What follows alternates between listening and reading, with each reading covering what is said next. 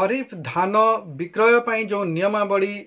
लागू कर जाइथिला सरकार 2025-26 आर्थिक वर्ष ପାଇଁ ସେଥିରେ କିଛି परिवर्तन आसी जाइछि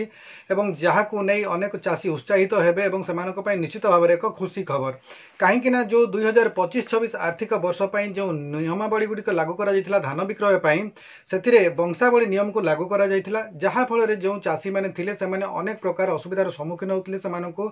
आरआई ऑफिस को धाइबाको पडुथिला एवं सेति ପାଇଁ आरआई को सर्टिफिकेशन दरकार पडुथिला जहा फल रे कि अनेक चाषी असंतोष होउथिले एवं जहा फल रे कि अनेक चाषी मध्य से माने रजिस्ट्रेशन करि पारि नाहंती तेबे वर्तमान जो चाषी को असंतोष को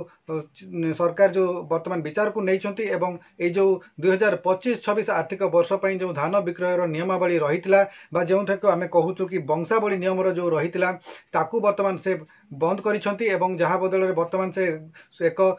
निजस्व घोषणानामा रहिबो एवं सही फॉर्म टी को समान को फिलअप करी चासी धान विक्रय पे रजिस्ट्रेशन करि परिबे तेबे एई जो फॉर्म टी रहिबो ताहा निकटस्थ लैंप रे आपण माने पाई परिबे चैनल टी को सब्सक्राइब करी बेल बटन को ऑन कर दियंतु एवं ता सहित एई वीडियो को गोटिए लाइक कर दियंतु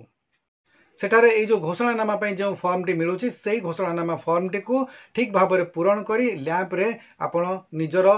धान विक्रयर रजिस्ट्रेशन करें एवं यहाँ सरलीकरण करा जायछि जहा फल कि चाषी निश्चित भाव में उपकृत हेबे यह निश्चित भाव में एक बड़ अपडेट रही जो चाषी मैंने वर्तमान पर्यंत करि नाहंती से निश्चित भाव में करे नियंतु कारण शेष तारीख जो थिला 20 अगस्त रे शेष तारीख थिला पंजीकरण ताकू मध्य वृद्धि करा जायछि एवं वर्तमान यार तारीख को 25 तारीख पर्यंत घुंचाई दिया जायछि तेणु धान जो विक्रयर पंजीकरण शेष तारीख रही 25 अगस्त एवं वर्तमान आपन को निजस्व घोषणानामा बा सेल्फ डिक्लारेशन करी आपणकर धान विक्रयर रजिस्ट्रेशन करें आशा करुचे अपडेट टी आपण मानक पय निश्चित भाव में एक खुशी खबर ए वीडियोटी को देखिथिबारु शेष पर्यंत आपको बहुत बहुत धन्यवाद एवं चैनल को जदि प्रथम थर पय विजिट करूछन्ती ताले सब्सक्राइब निश्चित भाव में करंतु आज वीडियो को हम एठी रखिबा वीडियोटी को शेष पर्यंत देखिथिबारु आपको बहुत बहुत धन्यवाद नमस्कार।